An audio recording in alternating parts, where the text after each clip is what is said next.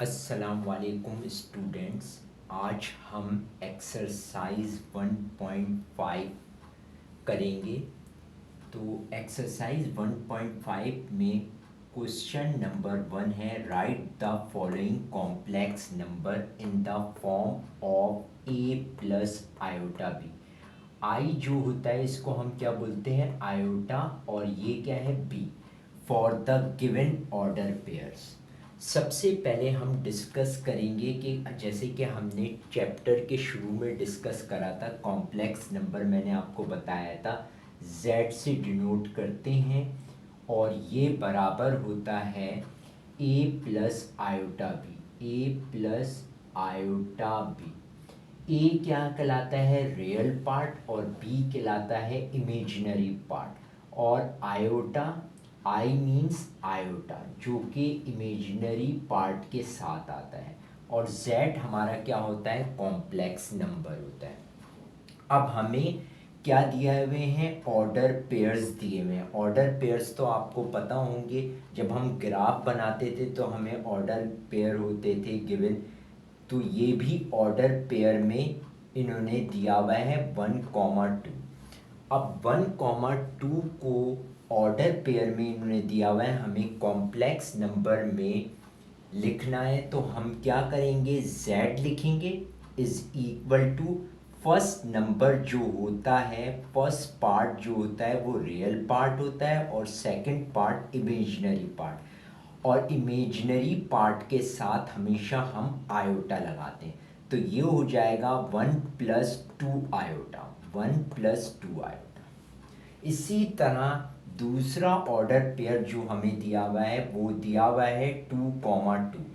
तो 2 क्या है हमारे पास, रियल पार्ट है, और जो सेकंड पार्ट है वो क्या है हमारे पास, इमेजिनरी पार्ट है। तो 2+2 आयोटा, इमेजिनरी पार्ट के साथ हमेशा आयोटा आता है।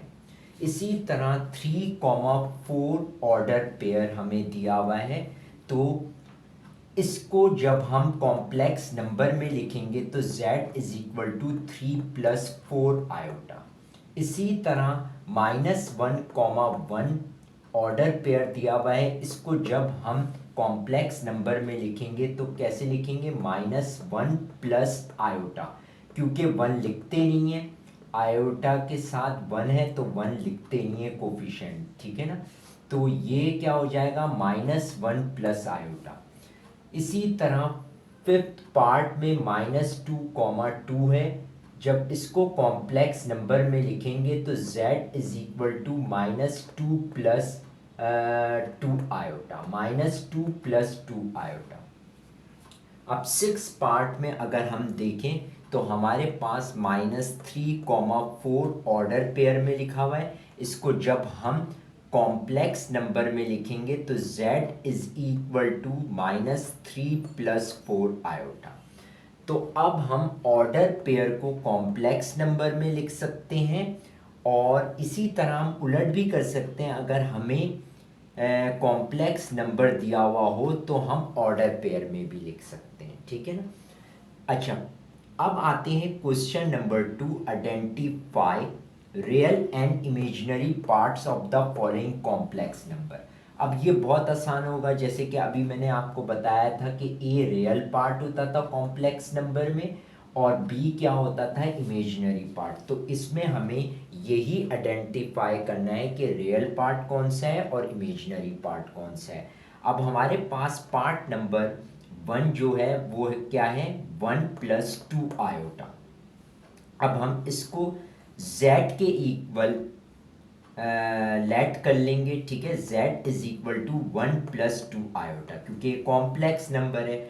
अब हम RE इस्तेमाल करेंगे रियल पार्ट के लिए, कि real part of complex number क्या हो जाएगा, 1 हो जाएगा, और इमेजिनरी IM इस्तेमाल करेंगे इमेजिनरी के लिए। Imaginary part of complex number क्या हो जाएगा, 2 हो जाएगा।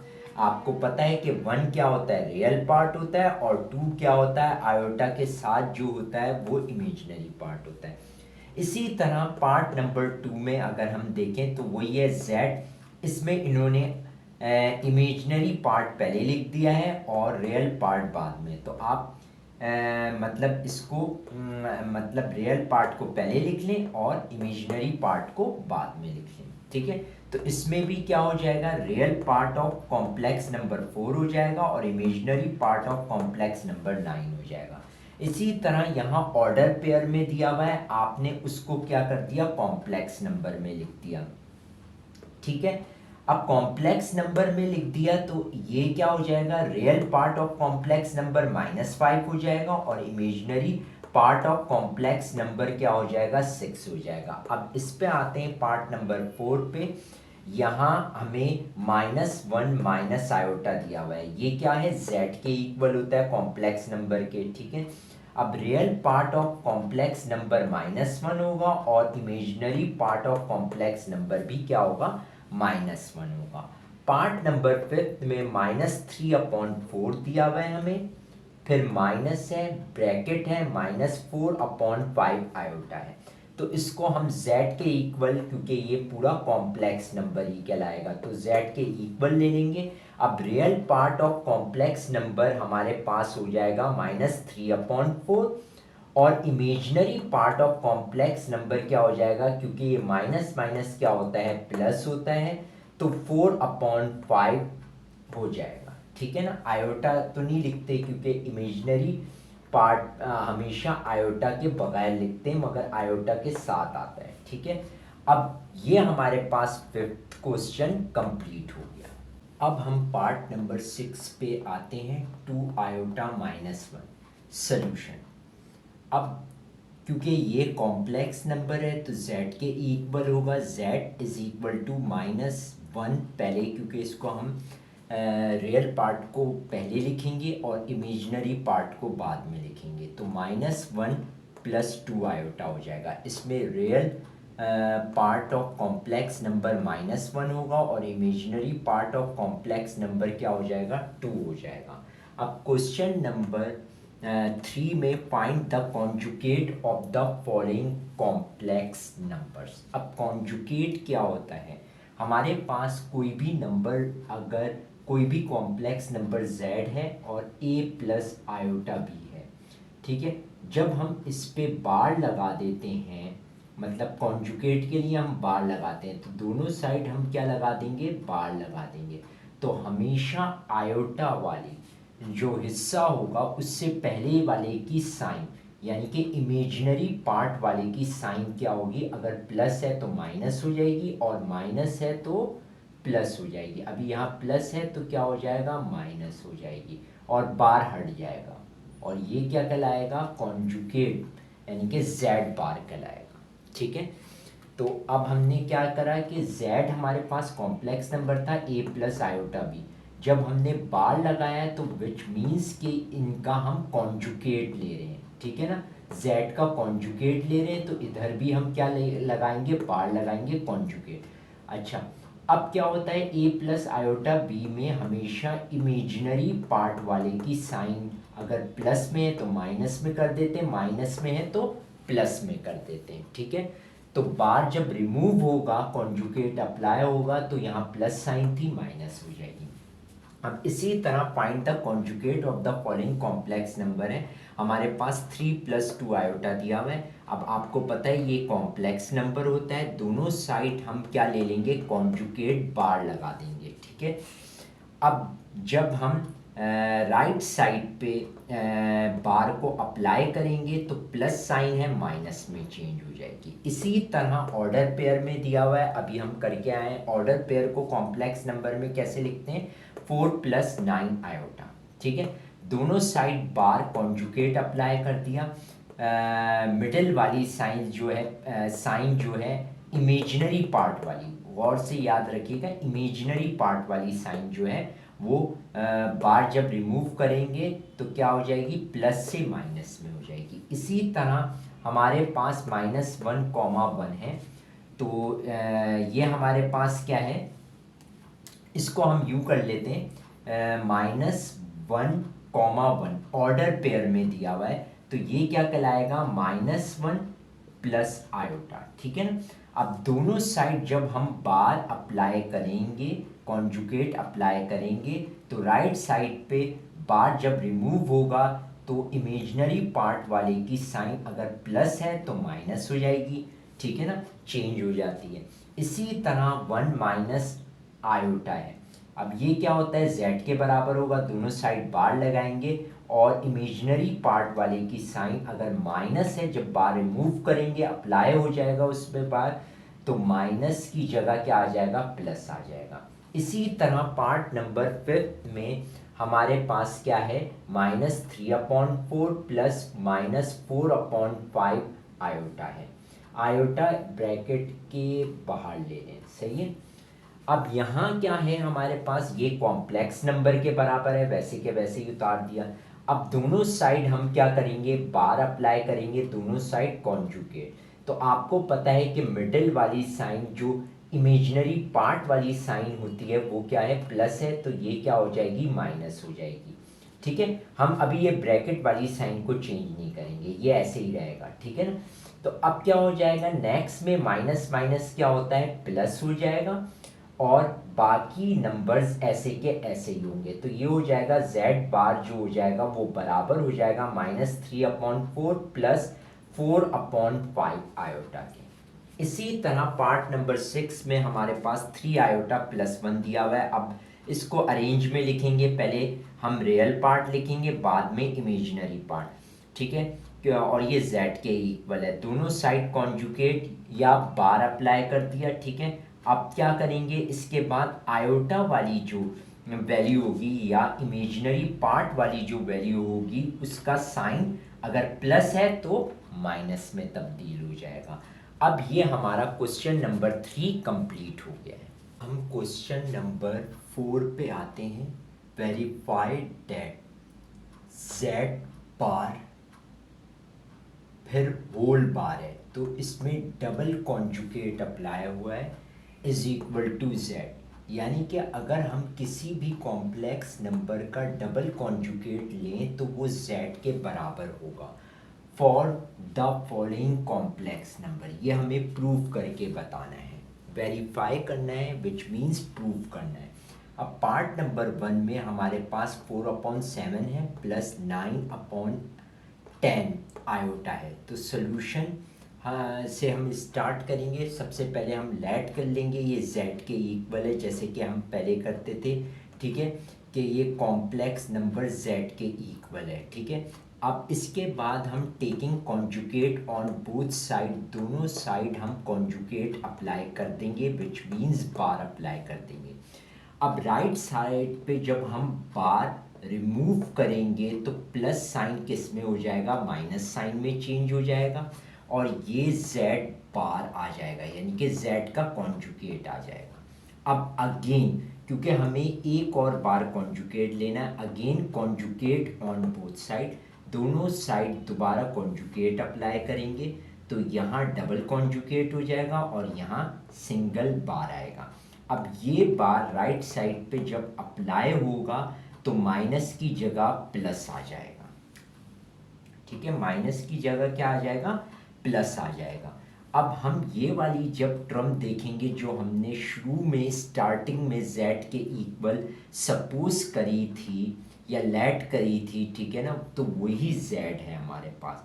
तो विच मीन्स कि z का डबल कॉन्जुगेट बराबर होता है z के, ये हमारे पास प्रूव हो जाएगा। इसी तरह पार्ट नंबर 2 में भी बिल्कुल सेम है, लेट करेंगे z के equal taking conjugate on both side, दोनों साइड बार ले लेंगे, बार अप्लाई जाएगा, बार जब अप्लाई होगा तो प्लस माइनस में चेंज हो जाएगा, फिर again conjugate on both side ले लेंगे, बार अप्लाई होगा माइनस पे तो क्या हो जाएगा, प्लस हो जाएगा। अगेन यही हमारे पास जो हमने z के इक्वल सपोज करा था ये वही टर्म आ जाएगी z, ठीक है। तो z का डबल कॉन्जुगेट भी क्या हो जाएगा, z के बराबर हो जाएगा। ये भी हमारे पास क्या हो गया, हैंस प्रूव्ड हो गया। इसी तरह 1/2 -3 आयोटा, इसको z के इक्वल लेट कर लेंगे, यहाँ लेट लिख लें, मैं लेट लिखा नहीं है, लेट के इक्वल हम सपोज कि लेट z इक्वल है दिस के। अब taking conjugate on both side apply कर देंगे। बार जब अप्लाई होगा तो माइनस प्लस में चेंज हो जाएगा, फिर again conjugate on both side, ठीक है। अब ये जो प्लस वाला जब दोबारा इस पे बार अप्लाई होगा तो माइनस हो जाएगा, विच मीन्स कि ये दोबारा वही z आ जाएगा जो हमने शुरू में लिया था, ठीक है। तो z का डबल कॉन्जुगेट क्या हो जाएगा, z के इक्वल हो जाएगा। ये भी हमारे पास क्या हो गया, हैंस प्रूव्ड हो गया, सही है। इसी तरह पार्ट नंबर 4 में भी अगर हम देखें 2 + 3 आयोटा, इसको z के इक्वल लेट कर लेंगे हम, ठीक है। और taking conjugate on both side apply करेंगे, दोनों साइड बार अप्लाई करेंगे। बार जब अप्लाई होगा नेक्स्ट में तो प्लस को किस में चेंज कर देगा, माइनस में कर देगा, ठीक है। और again conjugate on both side, दोबारा कॉन्जुगेट अप्लाई करेंगे हम बोथ साइड, तो बार जब अप्लाई होगा माइनस पे तो क्या कर देगा, प्लस कर देगा, और ये वही टर्म आ जाएगी जो हमने z के इक्वल ली थी। तो यहाँ भी क्या है, z का डबल कॉन्जुगेट बराबर हो जाएगा z के हैंस प्रूफ, ठीक है। अब ये यहाँ तक हमारे पार्ट नंबर 4 कंप्लीट हो गया है। अब क्वेश्चन नंबर 4 के पार्ट नंबर 5 पे आते हैं। -2 - 3 ब्रैकेट -10/9 आयोटा। इसको भी वैसे ही करना है, सोल्यूशन लिखकर हमने इसको z के इक्वल सपोज कर लिया। Taking conjugate on both side, दोनों साइड बार ले लेंगे। जब बार यहाँ अप्लाई होगा तो मिडिल वाली जो साइन होगी आयोटा वाली वो माइनस से प्लस में चेंज हो जाएगी और ये z बार हो जाएगा, ठीक है।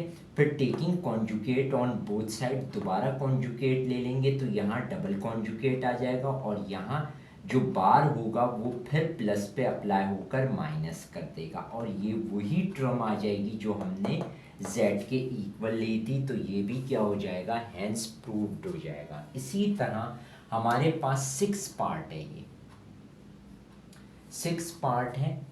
4x + 3 iota y। अब क्या होगा, लेट करेंगे z = 4x + 3 आयोटा y। अब आपको पता है taking conjugate on both side, दोनों साइड कॉन्जुगेट ले लेंगे। ये बार ये कॉन्जुगेट जब अप्लाई होगा प्लस पे तो माइनस कर देगा। फिर दोबारा हम क्या करेंगे, अगेन कॉन्जुगेट अप्लाई करेंगे, ठीक है। तो अब यहाँ जब कॉन्जुगेट अप्लाई होगा तो ये दोबारा प्लस हो जाएगा और यही हमारे पास टर्म थी z के इक्वल। तो ये क्या हो जाएगा कि z का डबल कॉन्जुगेट z के इक्वल हो जाएगा, हैंस प्रूव्ड हो जाएगा। तो इस तरह हमारे पास हमारा जो है क्वेश्चन नंबर 4 कंप्लीट हुआ एक्सरसाइज 1.5 का। अब हम नेक्स्ट क्वेश्चन पे आते हैं। अब हम आते हैं क्वेश्चन नंबर 5 की तरफ। Find the value of x and y। x और y की वैल्यू बतानी है व्हेन, जबकि आपको ये एक इक्वेशन दे दी है।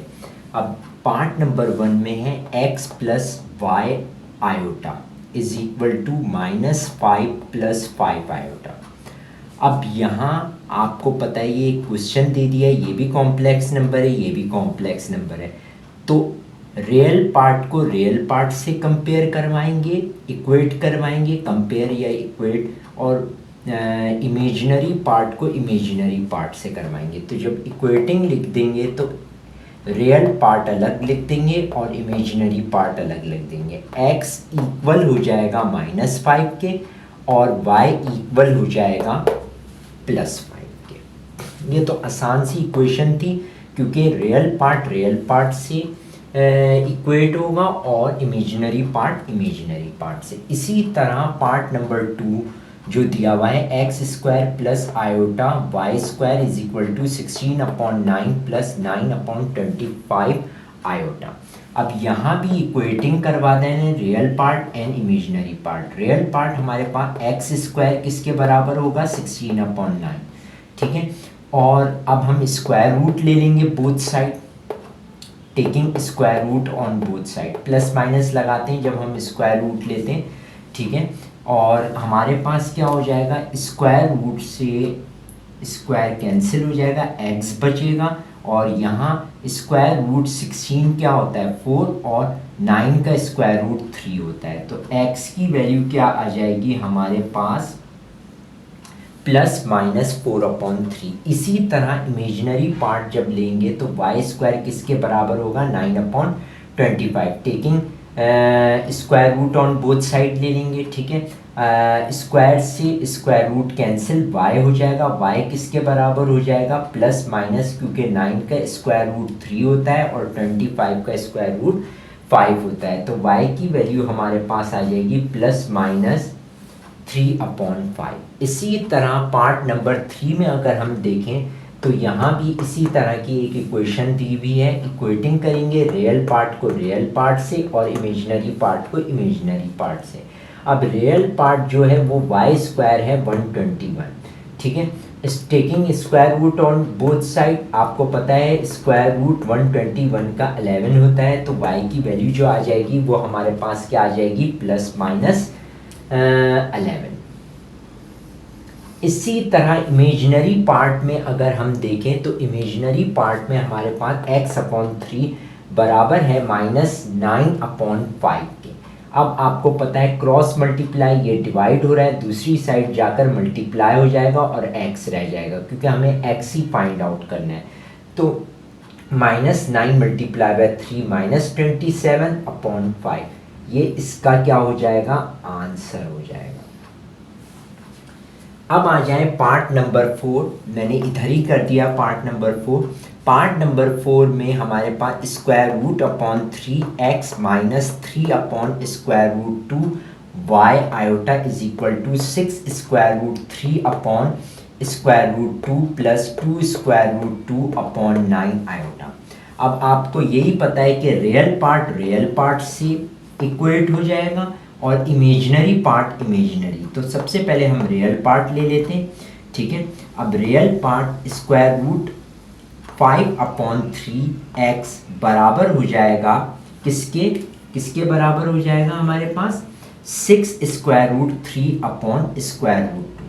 अब यहाँ क्रॉस मल्टीप्लाई करना है, 3 उधर ले जाएंगे और स्क्वायर रूट 5 जो है वो इधर मल्टीप्लाई हो रहा है, दूसरी साइड जाकर डिवाइड हो जाएगा, ठीक है। अब 3 × 6 = 18 स्क्वायर रूट 18 और स्क्वायर रूट 2 और स्क्वायर रूट 5 जो हो जाएगा वो क्या हो जाएगा स्क्वायर रूट 10 हो जाएगा, ठीक है।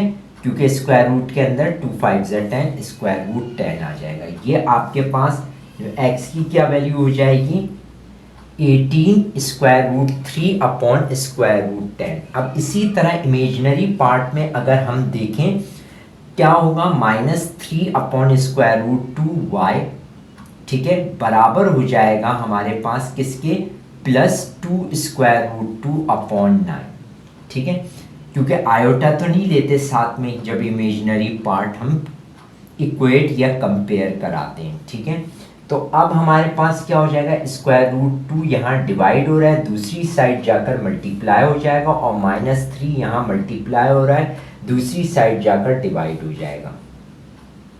अब क्या हो जाएगा स्क्वायर रूट 2 होता है और ये 2 इधर आ गया, तो 2 × 2 = 4 हो जाएगा और -3 × 9 क्या हो जाएगा -27। यहाँ -27 है, माइनस को ऊपर ले आएंगे तो y की वैल्यू जो होगी हमारे पास क्या बन जाएगी -4/27, ठीक है।